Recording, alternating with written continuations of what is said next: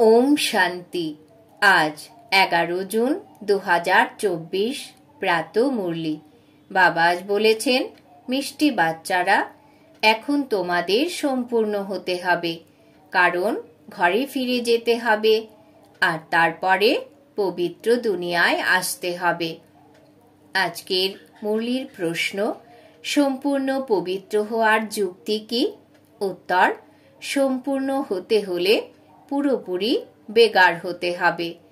দেহ সহ সমস্ত সম্বন্ধকে ভুলে যেতে হবে আর আমাকে স্মরণ করো, তবেই সম্পূর্ণ হবে। এখন তোমরা এই চোখের মাধ্যমে যা কিছু দেখে থাকো, সে সব কিছু বিনাশ হয়ে যাবে। সেই জন্য ধন সম্পত্তি বৈভব ইত্যাদি সব কিছু ভুলে বেগার হয়ে যাও। এই রকম বেগারই প্রিন্স হয়। ওম শান্তি। মিষ্টি মিষ্টি আধ্যাত্মিক বাচ্চাদেরকে আধ্যাত্মিক বাবা বোঝাচ্ছেন। বাচ্চারা এত ভালোভাবে বোঝে যে প্রারম্ভে আত্মারা সকলেই পবিত্র থাকে। আমরাই পবিত্র ছিলাম। পতিত আর পবিত্র, এটা আত্মাদের উদ্দেশ্যেই বলা হয়ে থাকে। আত্মা পবিত্র থাকলে তখন সুখ থাকে। বুদ্ধিতে আসে যে আমরা পবিত্র হলে তখন পবিত্র দুনিয়ার মালিক হয়ে যাব। তার জন্যই পুরুষার্থ করে। 5000 বছর পূর্বে পবিত্র দুনিয়া ছিল, তাতে অর্ধেক কল্প তোমরা পবিত্র ছিলে, বাকি রইল অর্ধেক কল্প। এই সমস্ত কথা আর কেউ বুঝতে পারে না। তোমরা জানো, অপবিত্র আর পবিত্র, সুখ আর দুঃখ, দিন আর রাত আধা আধি হয়। যারা ভালো বুঝদার হয়, যারা অতি ভক্তি করেছে, তারাই ভালোভাবে বুঝবে। বাবা বলেন, মিষ্টি বাচ্চারা, তোমরা পবিত্র ছিলে। নতুন দুনিয়ায় কেবল তোমরাই ছিলে। বাকি এত সব যারা রয়েছে, তারা শান্তিধামে ছিল। সর্বপ্রথমে আমরাই পবিত্র ছিলাম আর অতি অল্প সংখ্যক ছিলাম। তারপর নম্বরের ক্রমানুসারে মনুষ্য সৃষ্টি বৃদ্ধি পেতে থাকে। মিষ্টি বাচ্চারা, এখন তোমাদের কে বোঝাচ্ছেন? বাবা। আত্মাদেরকে পরমাত্মা বাবা বোঝান। একে বলা হয় সঙ্গম, একেই কুম্ভ বলা হয়। মানুষ এই সঙ্গম যুগকে ভুলে গেছে। বাবা বুঝিয়েছেন যে 4টি যুগ হয়। 5 নম্বরে হলো এই ছোট লিপ সঙ্গম যুগ। এর আয়ু ছোট। বাবা বলেন, আমি এনার বানপ্রস্থ অবস্থায় প্রবেশ করি, অনেক জন্মের অন্তিমেরও অন্তিমে। বাচ্চাদের এই গ্যারান্টি আছে, তাই না? বাবা এনার মধ্যে প্রবেশ করেছেন। এনাকেও বায়োগ্রাফি শুনিয়েছেন। বাবা বলেন, আমি আত্মাদের সঙ্গেই কথা বলি। আত্মা এবং শরীর দুয়েরই একত্রে ভূমিকা থাকে। একে বলা হয় জীবাত্মা।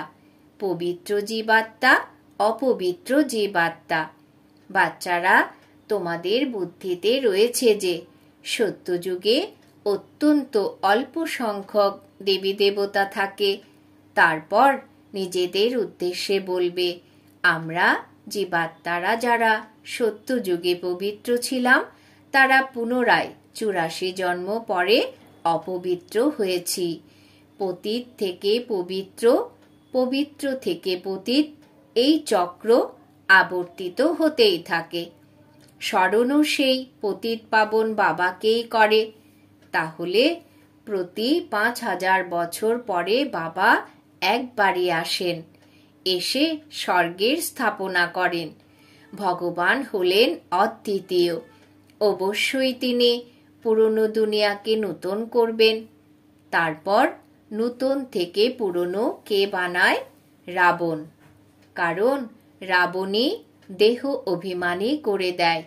শত্রুকে জ্বালানো হয়, মিত্রকে জ্বালানো হয় না।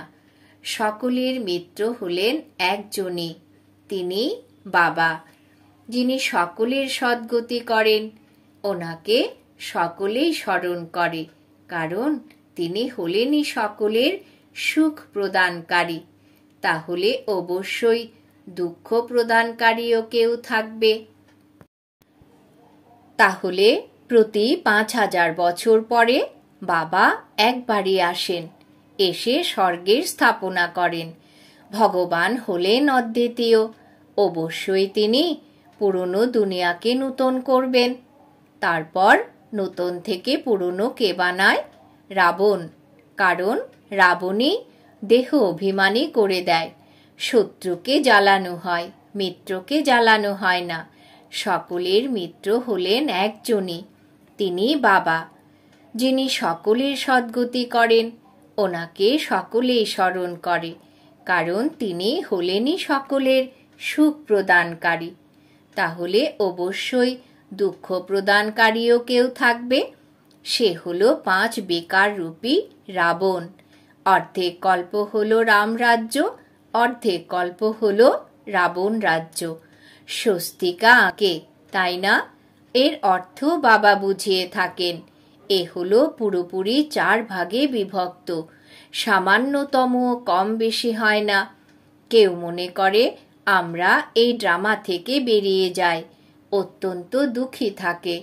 এর থেকে তো গিয়ে জ্যোতিতে সমাহিত হয়ে যায় অথবা ব্রহ্মে বিলীন হয়ে যায়, কিন্তু কেউ যেতে পারে না। কি সব চিন্তা ভাবনা করতে থাকে। ভক্তি মার্গে প্রচেষ্টাও বিভিন্ন রকমের করে। সন্ন্যাসীরা শরীর ত্যাগ করলে তখন এরকম বলা হবে না যে স্বর্গ বা বৈকুণ্ঠে গেছে। প্রবৃত্তি মার্গে ওরা বলবে অমুকে স্বর্গে গেছে।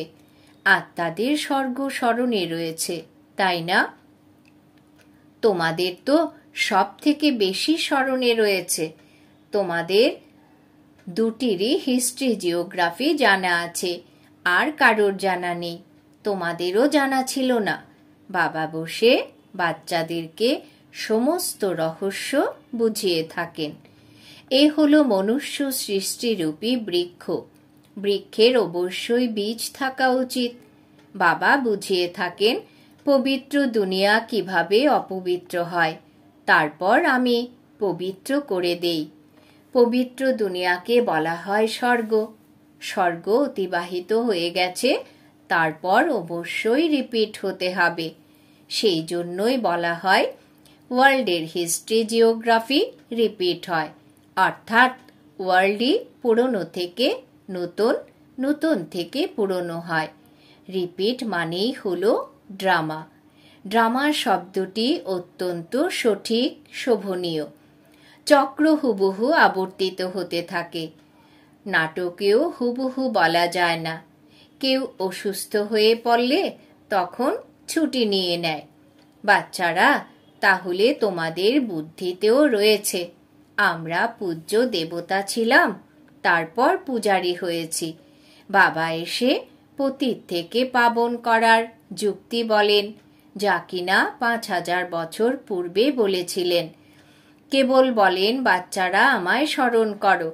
বাবা সর্বপ্রথমে তোমাদেরকে আত্ম অভিমানী করেন। সর্বপ্রথমে এই পাঠ পড়ান। বাচ্চারা নিজেকে আত্মা মনে করে বাবাকে স্মরণ করো। এতখানি তোমাদেরকে স্মরণ করিয়ে থাকি, তোমরা তারপরেও ভুলে যাও। ভুলতেই থাকবে যতক্ষণ পর্যন্ত না ড্রামা শেষ পর্যায়ে আসছে। অন্তিমে যখন বিনাশের সময় আসবে, তখন পড়া সম্পূর্ণ হবে। তখন তোমরা শরীর ত্যাগ করবে। যেমন ভাবে সাপও তার পুরনো ত্বক অর্থাৎ ছাল পরিত্যাগ করে দেয়, তাই না? সেই জন্য বাবাও বুঝিয়ে থাকেন যে তোমরা যখন বসো অথবা চলাফেরা করো, দেহি অভিমানী হয়ে থাকো। আগে তোমাদের দেহ অভিমান ছিল, এখন বাবা বলেন আত্ম অভিমানী হও। দেহ অভিমানে আসার কারণে তোমাদের 5 বিকারে ধরে নেয়। আত্ম অভিমানী হলে কোনো বিকার ধরতে পারবে না। দেহি অভিমানী হয়ে বাবাকে অত্যন্ত প্রেমপূর্বক স্মরণ করতে হবে। আত্মাদের পরমাত্মা বাবার ভালোবাসা প্রাপ্ত হয় এই সঙ্গমে। একে কল্যাণকারী সঙ্গম বলা হয়ে থাকে। যখন বাবা আর বাচ্চারা এসে মিলিত হয়, তোমরা আত্মারাও শরীরে রয়েছ। বাবাও শরীরে এসে তোমাদেরকে আত্মা নিশ্চয় করান। বাবা একবারই আসেন, যখন সকলকে ফিরিয়ে নিয়ে যেতে হয়। বুঝেও থাকেন আমি তোমাদেরকে কিভাবে ফিরিয়ে নিয়ে যাব। তোমরা বলো যে আমরা সকলেই হলাম অপবিত্র, তুমি হলে পবিত্র, তুমি এসে আমাদেরকে পবিত্র করে দাও। বাচ্চারা, তোমাদের জানা নেই যে বাবা কিভাবে পবিত্র করবেন। যতক্ষণ পর্যন্ত না করছেন ততক্ষণ পর্যন্ত কিভাবে জানবে? এও তোমরা বোঝো যে আত্মা হলো ছোট নক্ষত্র, বাবাও হলেন ছোট নক্ষত্র, কিন্তু তিনি হলেন জ্ঞানের সাগর, শান্তির সাগর। তোমাদেরকেও নিজের সমান তৈরি করেন। বাচ্চারা, এই জ্ঞান তোমাদের রয়েছে, যা তোমরা আবার সকলকে বুঝিয়ে থাকো। তারপর সত্যযুগে যখন তোমরা থাকবে, তখন এই জ্ঞান কে শোনাবে? এই জ্ঞান কি শোনাবে? না, জ্ঞানের সাগর বাবা হলেন একজনই, যিনি তোমাদেরকে এখন পড়াচ্ছেন। জীবন কাহিনী তো সকলেরই চাই, তাই না? ওই বাবা শোনাতেই থাকেন, কিন্তু তোমরা প্রতি মুহূর্তে ভুলে যাও। তোমাদের হলো মায়ার সঙ্গে যুদ্ধ। তোমরা ফিল করো, বাবাকে আমরা স্মরণ করি, তারপরে ভুলে যাই। বাবা বলেন, মায়াই তোমাদের শত্রু, যা তোমাদেরকে ভুলিয়ে দেয়, অর্থাৎ বাবার থেকে বিমুখ করে দেয়। বাচ্চারা, তোমরা একবারই বাবার সামনাসামনি হও। বাবা একবারই উত্তরাধিকার প্রদান করেন, তারপর বাবার সামনে আসার দরকারই পড়ে না। পাপ আত্মা থেকে পুণ্য আত্মা স্বর্গের মালিক করে দেন। ব্যাস, তারপর এসে কি করবেন? তোমরা ডেকেছ, আর আমি একদম সময় মতো চলে এসেছি। প্রতি 5000 বছর পরে আমি নিজের সময় অনুসারে আসি, এ কথা কারুর জানা নেই। শিবরাত্রি কেন পালন করে, তিনি কি করেছেন, কারুর জানাই নেই। সেই জন্য শিবরাত্রিতে হলিডে ইত্যাদি কিছুই পালন করে না, আর সকলের হলিডে পালন করে। কিন্তু শিব বাবা আসেন, এতখানি ভূমিকা পালন করেন, ওনার বিষয়ে কারুর জানা নেই, অর্থই জানে না। ভারতে কত অজ্ঞানতা রয়েছে। বাচ্চারা, তোমরা জানো যে শিব বাবাই হলেন উচ্চ থেকেও উচ্চ, তাহলে অবশ্যই মানুষকে উচ্চ থেকে উচ্চ বানাবেন। বাবা বলেন, আমি এনাকে জ্ঞান দান করেছি, যোগ শিখিয়েছি, তারপর সে নর থেকে নারায়ণ হয়েছে। উনি এই নলেজ শুনেছেন। এই জ্ঞান তোমাদের জন্যই, আর কারোর জন্য শোভনীয় নয়। তোমাদের পুনরায় হতে হবে, আর কেউ হয় না। এ হলো নর থেকে নারায়ণ হওয়ার কথা। যারা অন্যান্য ধর্ম স্থাপন করেছে, সকলেই পুনর্জন্ম নিতে নিতে তমপ্রধান হয়ে গেছে। পুনরায় তাদেরকে শতপ্রধান হতে হবে। সেই পদ অনুসারে পুনরায় রিপিট করতে হবে। উচ্চ ভূমিকা পালনকারী হওয়ার জন্য তোমরা কত পুরুষার্থ করছো। কে পুরুষার্থ করাচ্ছেন? বাবা। তোমরা উঁচু হয়ে যাও, তখন কখনো স্মরণও করো না। স্বর্গে থোড়াই স্মরণ করবে। উচ্চ থেকেও উচ্চ হলেন বাবা, তারপর তিনি তৈরি করেনও উচ্চ। নারায়ণের পূর্বে তো শ্রীকৃষ্ণ রয়েছে, তাহলে তোমরা এরকম কেন বলো যে নর থেকে নারায়ণ হব? কেন বলো না যে নর থেকে কৃষ্ণ হব? প্রথমে নারায়ণ থোড়াই হবে, প্রথমে তো প্রিন্স কৃষ্ণ হবে, তাই না? বাচ্চারা তো ভুল হয়। ওনারা তো আবার যুগল হয়ে যান। মহিমা ব্রহ্মচারীর হয়। ছোট বাচ্চাকে শতপ্রধান বলা হয়।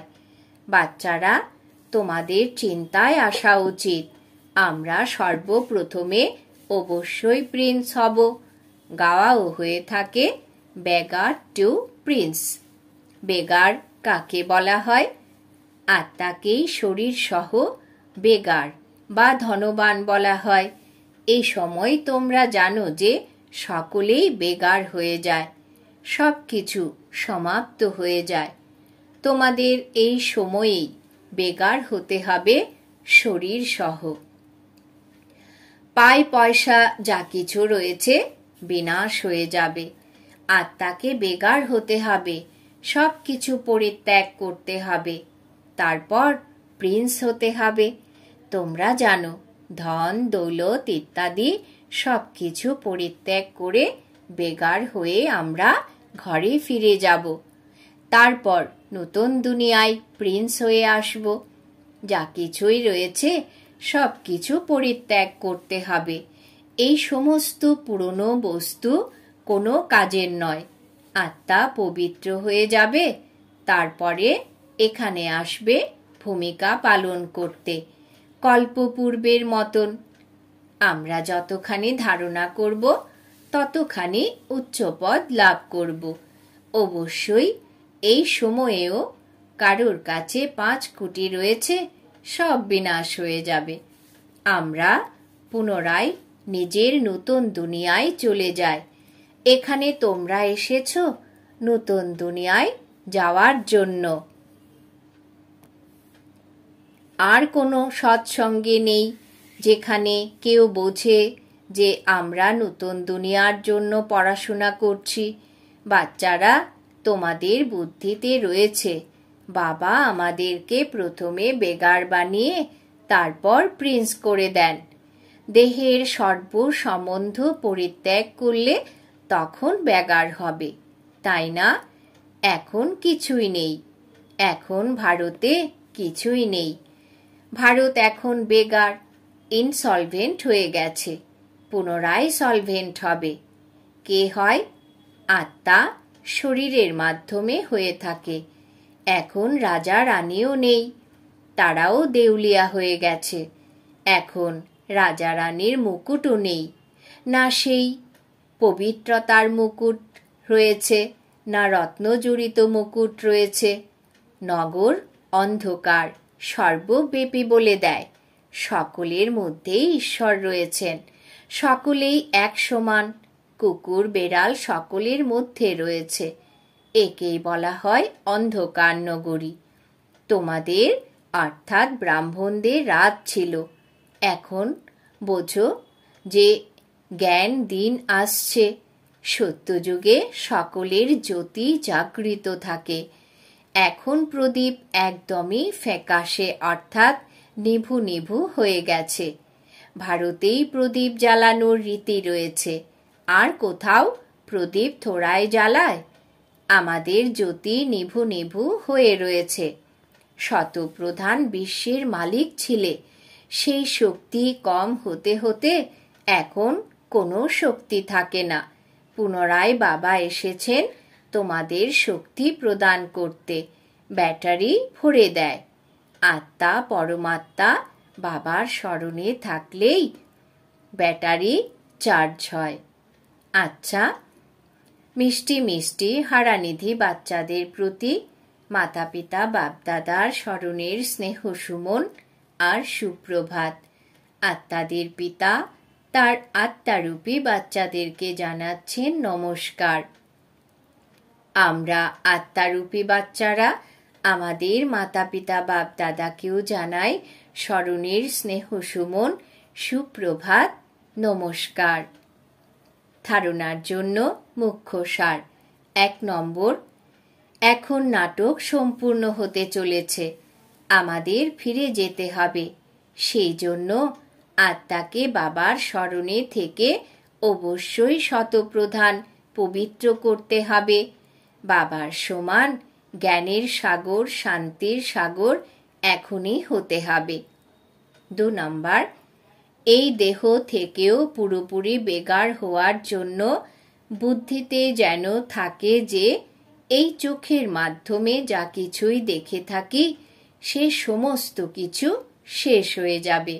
আমাদের বেগার থেকে প্রিন্স হতে হবে। আমাদের পড়াশোনাই হলো নতুন দুনিয়ার জন্য। বরদান। বাবা আজ বরদান দিয়েছেন, চমৎকার দেখানোর পরিবর্তে অবিনাশী ভাগ্যের উজ্জ্বল নক্ষত্রের গঠনকারী সিদ্ধি স্বরূপ ভব। চমৎকার দেখানোর পরিবর্তে অবিনাশী ভাগ্যের উজ্জ্বল নক্ষত্রের গঠনকারী সিদ্ধি স্বরূপ ভব। ব্যাখ্যা। আজকাল যারা অল্প সময়ের জন্য সিদ্ধি প্রাপ্তকারী তারা শেষে ওপর থেকে আসার কারণে শতপ্রধান স্টেজের মতন পবিত্রতার বল স্বরূপ অল্প সময়ের জন্য চমৎকার দেখায়, কিন্তু সেই সিদ্ধি সর্বদা থাকে না, কারণ অল্প সময়ের মধ্যেই শত রজ তম তিনটে স্টেজের মধ্য দিয়ে পার হয়। তোমরা অর্থাৎ পবিত্র আত্মারা হলে সদাকালের সিদ্ধিস্বরূপ, চমৎকার দেখানোর পরিবর্তে উজ্জ্বল জ্যোতি স্বরূপের নির্মাণকারী, অবিনাশী ভাগ্যের উজ্জ্বল নক্ষত্র গঠনকারী। সেই জন্য সকলে তোমাদের কাছেই অঞ্জলি গ্রহণ করতে আসবে। স্লোগান। অসীম জগতের বৈরাগ্য বৃত্তির বায়ুমণ্ডল থাকলে তখন সহযোগী সহযোগী হয়ে যাবে। অসীম জগতের বৈরাগ্য বৃত্তির বায়ুমণ্ডল থাকলে তখন সহযোগী সহযোগী হয়ে যাবে। আজকের সমান আমি সিদ্ধিস্বরূপ আত্মা। ওম শান্তি।